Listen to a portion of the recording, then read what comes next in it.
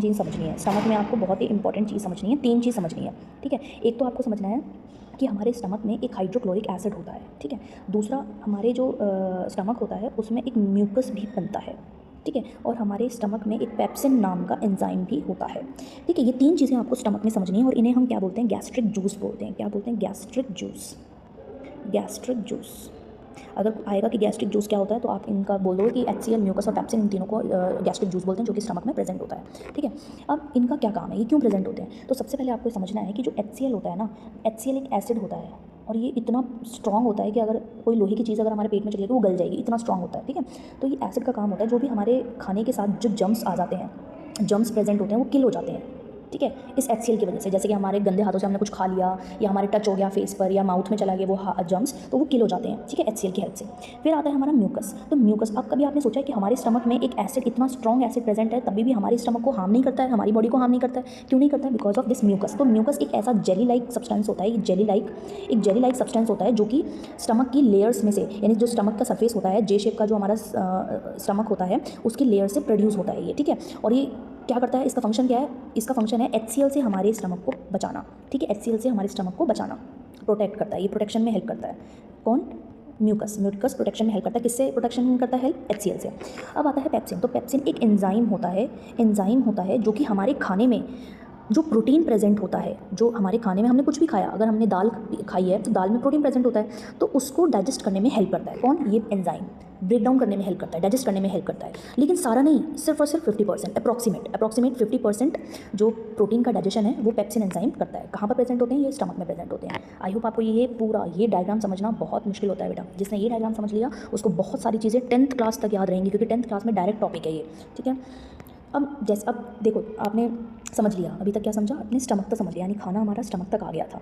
अब स्टमक से जो खाना है वो कहाँ पर जाएगा, स्मॉल इंटेस्टाइन के पास जाएगा। आप देखो कि ये स्टमक तो यहाँ तक होता है, फिर यहाँ से जो ये पार्ट है उसे हम बोलते हैं स्मॉल इंटेस्टाइन। अब यहाँ पर ना एक चीज़ और नहीं दी हुई है, क्या नहीं दिया हुआ है आपको, एक और चीज़ नहीं दी हुई है, जो कि मैं अभी ड्रॉ करती हूँ। यहाँ पर आपको लिवर नहीं बनाया हुआ है, ठीक है, लिवर और उसमें गॉल ब्लैडर। तो बेटा क्या होता है, देखो अभी तक आपने स्टार्च का ब्रेकडाउन समझ लिया, 30% माउथ से था, ठीक है, प्रोटीन 50% यहाँ पर था। अब बाकी और भी तो चीज़ें होती हैं हमारे खाने में, जैसे कि फैट हो गया और 70% स्टार्च कौन डाइजेस्ट करेगा, 50% प्रोटीन और कौन करेगा। तो उसके लिए हमारे ये कुछ एसोसिएटेड ग्लैंड्स होते हैं, यानी कि एलिमेंट्री कैनाल से कुछ ऐसे भी एसोसिएटेड ग्लैंड्स होते हैं जो कि हेल्प करते हैं डाइजेशन में। कैसे, जो लिवर होता है ना, लिवर एक जूस बनाता है जिसे बोलते हैं बाइल जूस।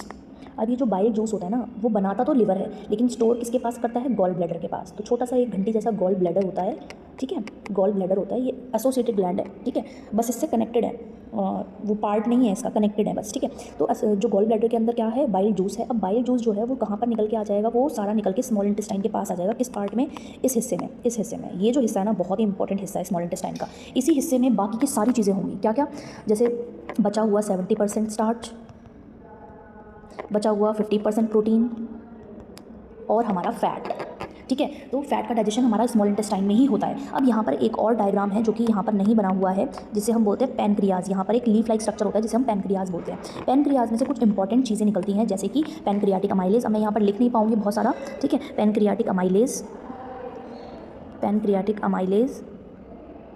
ठीक है। दूसरा होता है हमारे पास ये पैनक्रियाटिक अमाइलेज, बेटा 70% स्टार्च को डाइजेस्ट करता है। 30% तो हमारे माउथ में हो गया था, लेकिन 70% स्टार्च को कौन डाइजेस्ट करता है, पैनक्रियाटिक अमाइलेज। फिर इसमें ट्रिप्सिन नाम का एंजाइम होता है, ट्रिप्सिन जो होता है वो 50% बचे हुए प्रोटीन को डाइजेस्ट करने में हेल्प करता है, ठीक है। और होता है एक लाइपेज एक ऐसा एंजाइम होता है जो कि फैट को ब्रेक डाउन करने में हेल्प करता है। तो आई होप आपको सारी चीज़ इसमें समझ में आ गया होगा। और हाँ, जिस बच्चे को इसका पूरा डिटेल समझना है, मेरे चैनल में इससे रिलेटेड, सिर्फ इसी पार्ट से रिलेटेड एक पर्टिकुलर वीडियो है, आप उसको देख सकते हैं, आपको बहुत ही अच्छे से समझ में आ जाएगा, ठीक है। तो अब हमारा खाना स्मॉल इंटेस्टाइन में पहुंच गया बेटा। अब स्मॉल इंटेस्टाइन से जब खाना आ गया है ना, तो अब बारी है किसकी, अब खाने को एब्जॉर्प्शन की बारी है, यानी खाना डाइजेस्ट हो गया, सारा खाना हमारा डाइजेस्ट हो गया।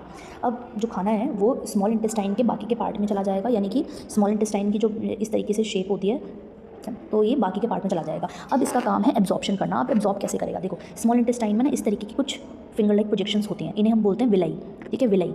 ये क्या करते हैं, इन्हें बोलते हैं हम विलाई।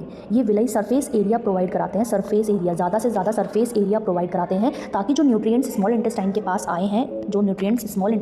आए हैं, वो सारे कहाँ पर चले जाएँ, एब्जॉर्ब कर जाएँ, और कहाँ पर चले जाएँ, ब्लड के पास चले जाएँ, ठीक है, क्योंकि ब्लड ही तो सारे में फैलाएगा, ठीक है। तो अब समझ में आ गया, यानी कि जितना भी न्यूट्रिएंट था वो सारा स्मॉल इंटेस्टाइन से कहाँ चला गया, ब्लड के अंदर चला गया, ब्लड के पास चला गया। अब ब्लड से क्या होगा, पूरी बॉडी में एसिमिलेट होगा। क्या होगा, पूरी बॉडी में एसिमिलेट होगा, पूरी बॉडी में मिल जाएगा। और जो वेस्ट पार्ट होगा वो ये जो लार्ज इंटेस्टाइन आप देख रहे हो यहाँ पर स्टोर हो जाएगा। और लार्ज इंटेस्टाइन के यहाँ पर स्पेशली आकर रेक्टम और एनस, जो रेक्टम होता है वो टेम्परेरी, यानी जो हमारे बॉडी का वेस्ट मटेरियल होता है, स्टूल होता है, फीसेस होता है, वो टेम्परेरी यहाँ पर स्टोर हो जाता है। ठीक है, और टेम्परेरी स्टोर होकर यहाँ पर फिर एनएस के थ्रू क्या हो जाएगा, एक्सक्रीट हो जाएगा। ठीक है, बाहर निकल जाएगा, यानी कि इजेक्ट हो जाएगा। आई होप आपको ये पूरा process nutrition in animal human being में समझ में आ गया होगा। ये वीडियो बहुत लंबी जा रही है, ठीक है, तो थोड़ा सा इसको जल्दी और करना है। अच्छा, आपने ह्यूमन बीइंग का न्यूट्रिशन समझ लिया है, अब न्यूट्रिशन एनिमल में भी इसका एक पार्ट है। काऊ के अंदर आपके बुक में एक डायग्राम दे रखा है। काऊ के अंदर याद रखना बेटा, हमारे अंदर एक ही स्टमक होता है, लेकिन काऊ के अंदर ना स्टमक में 4 चैम्बर होते हैं, 4 चैम्बर्स होते हैं। और सबसे इंपॉर्टेंट क्वेश्चन आता है कि इन्हें रूमिनेंट्स क्यों कहते हैं। रूमिनेंट्स इनको इसलिए कहते हैं क्योंकि इनके ना जो स्टमक होता है उसके स्टमक का एक चैम्बर र्यूमन नाम का भी होता है। ठीक है, इसलिए। और ये जो र्यूमन होता है ना, इस र्यूमन में कुछ ऐसे एंजाइम्स होते हैं जो कि ये ग्रास जो खाते हैं ना उसको ब्रेक डाउन करते हैं। ब्रेक डाउन करते हैं क्यों? क्योंकि जो ग्रास के अंदर जो कार्बोहाइड्रेट प्रेजेंट होता है, दैट इज सेल्यूलोज, उसको ब्रेक डाउन करने की ताकत सिर्फ और सिर्फ इन र्यूमन के अंदर ही है, इस र्यूमन के पास ही है। और र्यूमन किसके पास है? इन एनिमल्स के पास है, इसीलिए इन्हें र्यूमिनेंट्स कहा जाता है। तो क्वेश्चन आता है, why we call them as a ruminants. ठीक है, तो आप आंसर लिखोगे कि क्योंकि इनके पास इनके स्टमक में एक ऐसा चैम्बर होता है जो र्यूमन होता है, जिसके पास सेल्यूलोज नाम का इनके पास ऐसा एंजाइम प्रेजेंट होता है जो कि सेल्यूलोज को ब्रेक डाउन कर सकते हैं, जो कि ग्रास में प्रेजेंट होता है। इसीलिए ये घास को चबा पाते हैं। हम लोग घास को नहीं खा पाते हैं बेटा, जैसे कि हम पालक वगैरह खाते हैं तो हम इसमें से सिर्फ न्यूट्रिएंट को निकालते हैं हमारी बॉडी, बाकी जो वेस्ट होता है वो हमारी वेस्ट मटेरियल में बाहर निकल जाता है। ठीक है, हमारी बॉडी से बाहर निकल जाता है, लेकिन ये ऐसा नहीं कर पाते हैं। ठीक है, तो ये जो एनिमल्स होते हैं बहुत स्पेशल होते हैं क्योंकि इनके पास सेल्यूलोज डाइजेस्टिव एंजाइम्स प्रेजेंट होते हैं। तो बाकी की डिटेल आप अपनी बुक में से भी पढ़ सकते हैं। ठीक है, इतना इंपॉर्टेंट इसके लिए बहुत था, और इसमें से कुछ और भी इंपॉर्टेंट होता है तो आप उसे रीड कर सकते हैं अपनी बुक में से।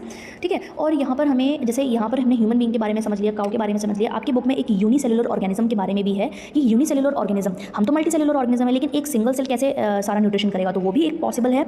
वो पॉसिबल कैसे है? एग्जाम्पल दे रखा है अमीबा का। तो amoeba is a unicellular organism जो कि फूड को इन्हीं स्टेप्स के थ्रू डाइजेस्ट करता है। जैसे अमीबा ये होता है, अमीबा, ठीक है, अमीबा ये होता है। अब अमीबा के पास कोई भी, सपोज करो इसके आसपास कोई भी फूड आता है, तो ये क्या करता है, धीरे धीरे करके अपने सूडोपोडियाज को निकालता है और धीरे धीरे करके एंगल्फ कर लेता है, पूरा उसको अपने अंदर खींच लेता है। ठीक है, इनके अंदर एंगल्फिंग पावर होती है। तो सबसे पहले इन्होंने खाने को जब इन किया, यानी अपनी बॉडी के अंदर लिया, तो उसे इंजेक्शन बोल दिया। ठीक है, इंजेक्शन के बाद जब ये खाना इनके कहाँ पर जाएगा, वैक्यूल में जाएगा। इनके पास वैक्यूल होता है, तो वैक्यूल के पास जाएगा, वो वैक्यूल खाने को ब्रेक डाउन करेगा, यानी कि डाइजेशन हो जाएगा। सेकंड स्टेप हो गया डाइजेशन। फिर इसके बाद जब वो खाना डाइजेस्ट हो जाएगा इनके वैक्यूल के अंदर, तो ये बाहर फेंक देगा। बाहर फेंकने के बाद वो एब्जॉर्प्शन हो जाएगा, इनकी पूरी बॉडी में वो जो खाना था वो मिल जाएगा और एसिमिलेशन हो जाएगा, और जो वेस्ट मटेरियल होता है वो अपनी बॉडी के किसी भी पार्ट से वो क्या कर देते हैं, बाहर निकाल देते हैं। तो इस तरीके से एक यूनिसेलुलर ऑर्गेनिज्म भी खाना खा लेता है। ठीक है, याद रखिएगा, हम तो मल्टीसेलुलर ऑर्गेनिज्म, लेकिन यूनिसेलुलर ऑर्गेनिज्म भी अपना खाना इन्हीं स्टेप्स से कर सकते हैं, अपना कंज्यूम करते हैं। ठीक है, तो आई होप आपको ये पूरा चैप्टर है, जो मैक्सिमम पार्ट है वो मैंने समझा दिया है।